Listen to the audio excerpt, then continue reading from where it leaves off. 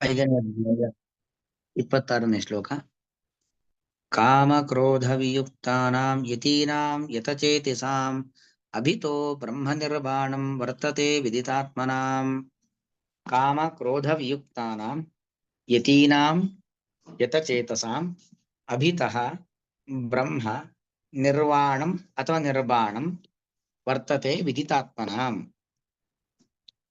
ಹಿಂದಿನ ಶ್ಲೋಕದಲ್ಲಿ ಭಗವಂತನ ಸಾಕ್ಷಾತ್ಕಾರ ನಮಗೆ ಬರಬೇಕಾದ್ರೆ 4 ಅಂಶಗಳನ್ನ ಕೃಷ್ಣ ಹೇಳ್ದ.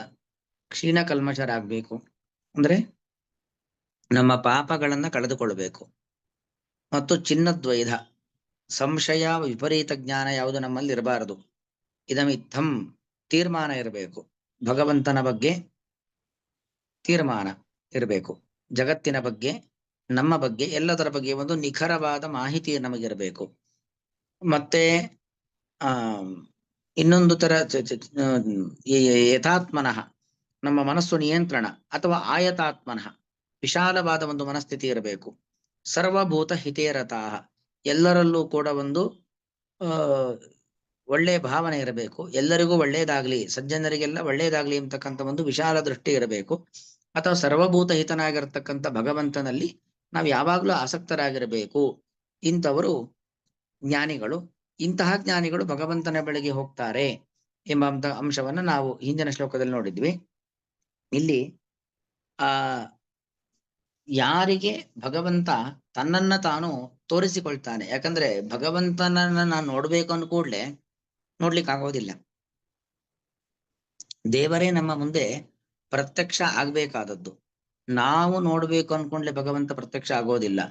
ನಮ್ಮ ಭಕ್ತಿ, ನಮ್ಮ ಶ್ರದ್ಧೆ, ನಮ್ಮ ಪ್ರಾಮಾಣಿಕವಾದ ಪ್ರಯತ್ನದಲ್ಲಿ ನಿರಂತರತೆ, ಇದೆಲ್ಲವನ್ನು ಕಂಡು ಭಗವಂತ ಏನಾಗ್ತಾನೆ, ನಮಗೆ ಪ್ರತ್ಯಕ್ಷನಾಗ್ತಾನೆ. ಯಾರಿಗೆ ಪ್ರತ್ಯಕ್ಷನಾಗ್ತಾನೆ? ದೇವರು ಯಾರಿಗೆ ತನ್ನ ದರ್ಶನವನ್ನ ಮಾಡಿಸ್ತಾನೆ ಅಂದ್ರೆ ಕಾಮ ಕ್ರೋಧ ವಿಯುಕ್ತಾನ. ಕಾಮ ಮತ್ತು ಕ್ರೋಧ. ಕಾಮ ಅಂದ್ರೆ ಕೆಟ್ಟ ಬಯಕೆ, ಕ್ರೋಧ ಅಂದ್ರೆ ನಮ್ಮ ಬಯಕೆ ಪೂರೈಕೆ ಆಗದೆ ಇದ್ದಾಗ, ಅಥವಾ ನಮ್ಮ ಬಯಕೆ ನಾವು ಅಂದುಕೊಂಡಂತೆ ಇಲ್ಲದೆ ಇದ್ದಾಗ ಉಂಟಾಗುವಂತ ಒಂದು ಮನಸ್ಸಿನ ವೈಪರೀತ್ಯ, ಅದು ಕ್ರೋಧ. ಹೀಗೆ ಮುಖ್ಯವಾಗಿ ಕಾಮಕ್ರೋಧಗಳೇನಿದ್ದಾವೆ ಅದು ರಾಜಸ ಮತ್ತು ತಾಮಸದ ಗುಣ. ನಮ್ಮ ದೇಹ ಇದೆಯಲ್ಲ, ಅದು ಸಾತ್ವಿಕ, ರಾಜಸ, ತಾಮಸ 3 ಗುಣಗಳಿಂದ ನಿರ್ಮಾಣವಾಗಿರತಕ್ಕಂಥದ್ದು. ರಾಜಸ ತಾಮಸ ಗುಣಗಳ ಒಂದು ಪ್ರಭಾವವೇ ಕಾಮ ಮತ್ತು ಕ್ರೋಧ. ಅದರಿಂದ ನಾವು ಯುಕ್ತರಾಗಿರುತ್ತೇವೆ. ಯುಕ್ತ ಅಂದ್ರೆ ಕಾಮಕ್ರೋಧಗಳು ನಮ್ಮಲ್ಲಿ ಇರುತ್ತೆ. ಆ ಕಾಮಕ್ರೋಧದಿಂದ ನಾವೇನಾಗ್ಬೇಕು? ವಿಯುಕ್ತರಾಗ್ಬೇಕು. ಆ ಕಾಮಕ್ರೋಧಗಳಿಂದ ನಾವು ರಹಿತರಾಗ್ಬೇಕು. ಹೀಗೆ ಕಾಮಕ್ರೋಧ ವಿಯುಕ್ತಾನಾಂ ಯತಚೇತಸಾಂ ಯತೀನಾಂ. ಸಾತ್ವಿಕ ಗುಣದ ಪ್ರಭಾವ ನಮ್ಮಲ್ಲಿ ಇರಬೇಕೆ ಹೊರತಾಗಿ ರಾಜಸ ಗುಣದ ಪ್ರಭಾವ, ತಾಮಸ ಗುಣದ ಪ್ರಭಾವ ಅದು ನಮ್ಮಲ್ಲಿ ಇರಬಾರದು ಅನ್ನೋದು ಆ ಕಾಮಕ್ರೋಧ ವಿಯುಕ್ತ ಎಂಬ ಶಬ್ದಕ್ಕೆ ಅಭಿಪ್ರಾಯ. ಯತಚೇತಸಾಂ ಯತೀನಾಂ. ಯತೀನಾಂ ಅಂದ್ರೆ ನಮ್ಗೆ ಯತಿ ಅಂದ ಕೂಡಲೇ ಮೊದಲು ನಮಗೆ ನೆನಪಿಗೆ ಬರೋದು ಸನ್ಯಾಸಿಗಳು, ಕಾಪಿಶಾಟಿಯನ್ನು ಉಟ್ಟುಕೊಂಡಂತ ಸನ್ಯಾಸಿಗಳು ಅಂತ. ಆದರೆ ಕೃಷ್ಣ ಕೇವಲ ಸಂಕುಚಿತ ಸ್ವಭಾವದಿಂದ ಸಾಧನಾ ಮಾರ್ಗ ಅದು ಯಾವುದೋ ಒಬ್ಬ ವ್ಯಕ್ತಿಗೆ ಹೇಳತಕ್ಕಂಥದ್ದಲ್ಲ, ಯಾವುದೋ ಒಂದು ಆಶ್ರಮಕ್ಕೆ, ಸನ್ಯಾಸಾಶ್ರಮಗಳಿಗೆ ಮಾತ್ರ ಹೇಳತಕ್ಕಂಥದ್ದಲ್ಲ, ಎಲ್ಲರಿಗೂ ಹೇಳತಕ್ಕಂಥ ವಿಚಾರ. ಹಾಗಾಗಿ ಇಲ್ಲಿ ಯತೀನಾಂ ಶಬ್ದಕ್ಕೆ ಅರ್ಥ ಏನು ಅಂತ ಹೇಳಿದ್ರೆ ಕಾವಿಶಾಟಿಯನ್ನು ಹುಟ್ಟುಕೊಂಡಂತಹ ಸನ್ಯಾಸಿಗಳು ಅಂತ ಅರ್ಥ ಅಲ್ಲ. ಮತ್ತೆ ಯತೀನಾಂ ಶಬ್ದಕ್ಕೆ ಅರ್ಥ ಏನು? ಯತೀನಾಂ ಶಬ್ದಕ್ಕೆ ಯತಂತೆ ಇತಿ ಯತಯಃ ತೇಷಾಂ ಯತೀನಾಂ ಅಂದ್ರೆ ಪ್ರಯತ್ನಶೀಲರು ಅಂತ ಅರ್ಥ. ನಿರಂತರವಾಗಿ ಯಾರು ಪ್ರಯತ್ನಶೀಲರಾಗಿದ್ದಾರೋ, ಆ ಭಗವಂತನನ್ನ ಕಾಣುವ ಪ್ರಯತ್ನ, ಭಗವಂತನ ಬಗ್ಗೆ ತಿಳಿಯುವ ಪ್ರಯತ್ನ, ಭಗವಂತನ ಕಥಾ ಶ್ರವಣ ಮಾಡತಕ್ಕಂಥ ಒಂದು ನಿರಂತರತೆ ಎಂಬ ಪ್ರಯತ್ನ, ಇದರಲ್ಲಿ ಯಾರು ಇರ್ತಾರೋ ಒಂದು ಸಾತ್ವಿಕ ಮನಸ್ಸು, ವಿಷಯ ಪದಾರ್ಥಗಳ ಕಡೆಗೆ ತಾವು ಸೆಳೆತಕ್ಕೆ ಒಳಗಾಗದೇ ಇರತಕ್ಕಂಥ ಒಂದು ಪ್ರಯತ್ನ, ಹೀಗೆ ಸಾಧನಾ ಮಾರ್ಗದಲ್ಲಿ ಯಾರು ನಿರಂತರವಾಗಿ ಪ್ರಯತ್ನಶೀಲರಾಗಿರ್ತಾರೋ ಅಂತವರು ಯತಿಗಳು. ಅಂತಹ ಯತೀನಾಂ ಯತಚೇತಸಾಂ, ಅದಕ್ಕೆ ವಿಶೇಷಣ ಕೊಟ್ಟಿರ್ತಕ್ಕಂಥದ್ದು ಯತಚೇತಸಾಂ. ಅಂದ್ರೆ ಚೇತಸ್ ಅಂದ್ರೆ ಅರ್ಥ ಏನು? ನಮ್ಮ ಸ್ಮರಣೆಯ ಕೇಂದ್ರ ಬಿಂದು. ಚೇತಸ್ ಅಂತ ಹೇಳಿದ್ರೆ ಈ ಮನಸ್ಸು ಬೇರೆ, ಬುದ್ಧಿ ಬೇರೆ, ಚಿತ್ತ ಬೇರೆ, ಅಹಂಕಾರ ಬೇರೆ. ಮನಸ್ಸು ಅಂತ ಹೇಳಿದ್ರೆ ಅದು ನಮಗೆ ಅದೋ ಇದೋ ಅಂತ ಸಂಶಯವನ್ನು ಹುಟ್ಟಿಸ್ತಕ್ಕಂಥದ್ದು. ಸಂಕಲ್ಪ ವಿಕಲ್ಪಾತ್ಮಕ ಮನಃ, ಹಾಗೋ ಹೀಗೋ ಹಾಗೂ ಡೌಟ್ಫುಲ್, ಅದು ಮನಸ್ಸಿನ ಪ್ರಭಾವ, ಮನಸ್ಸಿನಿಂದ ಉಂಟಾಗ್ತಕ್ಕಂಥದ್ದು. ಬುದ್ಧಿ ತೀರ್ಮಾನವನ್ನು ತಂದು ಕೊಡ್ತಕ್ಕಂಥದ್ದು, ಇದು ಹೀಗೆ ಎಂಬ ತೀರ್ಮಾನವನ್ನು ತೆಗೆದುಕೊಳ್ಳುವಂತ ಶಕ್ತಿ ಇರೋದು ಬುದ್ಧಿಗೆ. ಅಹಂಕಾರಕ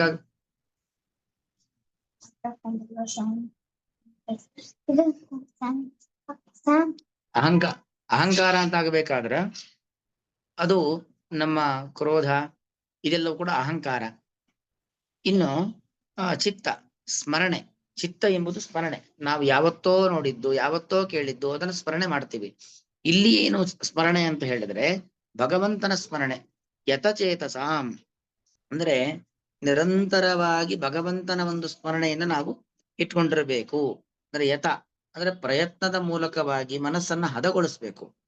ಈಗ ಹೇಗೆ ಏನೋ ಒಂದು ಧಾನ್ಯವನ್ನ ಭೂಮಿಲಿ ಹಾಕಿದ ಕೂಡಲೇ ಅದು ಮೊಳಕೆ ಬಂದು ಗಿಡ ಆಗ್ಬಿಡೋದಿಲ್ಲ. ಭೂಮಿಯನ್ನ ಹದಗೊಳಿಸಿದ್ರೆ ಏನಾಗತ್ತೆ, ಅದು ಧಾನ್ಯ ಮೊಳಕೆಯಾಗತ್ತೆ, ಮೊಳಕೆ ಗಿಡವಾಗತ್ತೆ, ಗಿಡ ನಮಗೆ ಫಲ ಕೊಡತ್ತೆ. ಹಾಗೆ ನಮ್ಮ ಮನಸ್ಸು ಅದು ಯಥವಾಗಬೇಕು. ಯಥವಾಗ್ಬೋದಂದ್ರೆ ಮನಸ್ಸನ್ನು ಹದಗೊಳಿಸ್ಬೇಕು. ಮನಸ್ಸನ್ನು ಅಷ್ಟು ನಾವು ತಯಾರು ಮಾಡಬೇಕು. ದೇವರ ಧ್ಯಾನ, ದೇವರ ಸ್ಮರಣೆ ಯಾವಾಗಲೂ ನಮ್ಮ ಮನಸ್ಸಿನಲ್ಲಿ ಇರಬೇಕು. ನಾವು ಕಣ್ಣಿಂದ ಏನನ್ನು ನೋಡ್ತಾ ಇರಬಹುದು, ಬಾಯಿಂದ ಯಾರೊಟ್ಟಿಗೂ ಮಾತಾಡ್ತಾ ಇರಬಹುದು, ಕಿವಿಯಿಂದ ಯಾವುದೋ ಶಬ್ದವನ್ನ ಕೇಳಿಸ್ಕೊಳ್ತಾ ಇರಬಹುದು, ನಾಲಿಗೆಯಿಂದ ಏನೋ ರುಚಿ ನೋಡ್ತಾ ಇರಬಹುದು. ಎಲ್ಲಾ ಕ್ರಿಯೆಗಳು ನಡೀತಾ ಇರತಕ್ಕಂಥ ಸಂದರ್ಭದಲ್ಲೂ ಕೂಡ ನಮ್ಮ ಮನಸ್ಸು ದೇವರ ಸ್ಮರಣೆಯಲ್ಲಿ ನಿರತವಾಗಿರಬೇಕು. ಆ ರೀತಿಯಾಗಿ ನಾವು ನಮ್ಮ ಮನಸ್ಸನ್ನ ಹದಗೊಳಿಸ್ಬೇಕು. ಅದನ್ನ ಕೃಷ್ಣ ಹೇಳ್ತಕ್ಕಂಥದ್ದು ಯತಚೇತಸ. ಯತ ಅಂದ್ರೆ ಹದಗೊಳಿಸಿದ ಮನಸ್ಸು, ಮನಸ್ಸನ್ನ ತಯಾರು ಮಾಡೋದು. ಆ ಸಾಧನೆಗೆ ದೇವರನ್ನ ಕಾಣುವ ಪ್ರಯತ್ನದತ್ತ ಮನಸ್ಸನ್ನ ತಯಾರು ಮಾಡತಕ್ಕಂಥದ್ದು. ಅಂತಹ ವ್ಯಕ್ತಿಗಳಿಗೆ ಹೀಗೆ ಮನಸ್ಸನ್ನ ಯಾರು ತಯಾರು ಮಾಡಿದ್ದಾರೋ, ಮನಸ್ಸನ್ನ ಹದಗೊಳಿಸಿದ್ದಾರೋ ಅಂತಹ ಚಿತ್ತ, ಮನಸ್ಸು ಅಂತ ಹೇಳಬಾರದು, ಚಿತ್ತ, ಅಂತಹ ಚಿತ್ತ ಉಳ್ಳವರಿಗೆ ವಿದಿತಾತ್ಮನ, ಈಗಾಗಲೇ ದೇವರನ್ನ ಕಂಡಿದ್ದಾರೆ, ಶಾಸ್ತ್ರವನ್ನ ಓದಿ ದೇವರನ್ನ ಕಂಡಿದ್ದಾರೆ, ತಮ್ಮ ಹೊರಗಣ್ಣನ್ನ ಮುಚ್ಚಿ ಒಳಗಣ್ಣಿನ ಮೂಲಕವಾಗಿ ಭಗವಂತನನ್ನ ಸಾಕ್ಷಾತ್ಕರಿಸಿಕೊಂಡಿದ್ದಾರೆ. ಅದಕ್ಕೆ ವಿದಿತಾತ್ಮನ. ಆತ್ಮ ಅಂದ್ರೆ ಭಗವಂತ, ಭಗವಂತನನ್ನ ವಿದಿತ ಅಂದ್ರೆ ತಿಳಿದಿದ್ದಾರೆ ಅಂತ. ಅಂದ್ರೆ ದೇವರನ್ನ ತಿಳಿದವರಿಗೆ ನಿರ್ವಾಣಂ ಬ್ರಹ್ಮ ಅಭಿತಃ ವರ್ತತೆ. ನಿರ್ವಾಣಂ ಬ್ರಹ್ಮ ಅಂದ್ರೆ ಎಂತವನು? ನಿರ್ವಾಣ, ಪ್ರಾಕೃತ ಶರೀರ ಇಲ್ಲದವನು ಭಗವಂತ ನಿರ್ವಾಣ. ಬಾಣ ಅಂದ್ರೆ ಅಥವಾ ವಾಣ ಅಥವಾ ಬಾಣ ಎರಡಕ್ಕೂ ಒಂದೇ ಅರ್ಥ.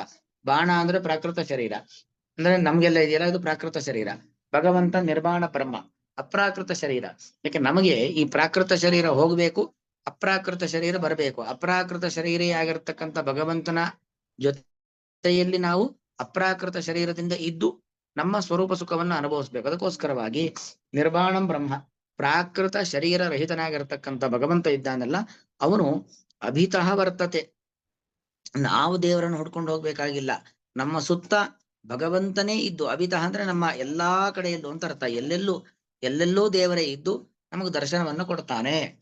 ಅಂದ್ರೆ ಮೊದಲು ನಾವು ಪ್ರಯತ್ನವನ್ನ ಮಾಡಬೇಕು, ಆಮೇಲೆ ನಾವು ಪ್ರಯತ್ನ ಮಾಡೋದೇ ಬೇಕಾಗಿಲ್ಲ. ಭಗವಂತನೇ ನಮಗೆ ನಿರಂತರವಾಗಿ ದರ್ಶನವನ್ನು ಕೊಡ್ತಾನೆ. ದೇವರ ಒಂದು ಪ್ರಕರಣದಲ್ಲಿ ಹೇಳ್ತಕ್ಕಂಥ ಮಾತು, ಅಹಂ ಭಕ್ತ ಪರಾಧೀನಃ, ನಾನು ಭಕ್ತರ ಅಧೀನ ಅಂತ ಅರ್ಥ. ಹಾಗೆ ದೇವರನ್ನ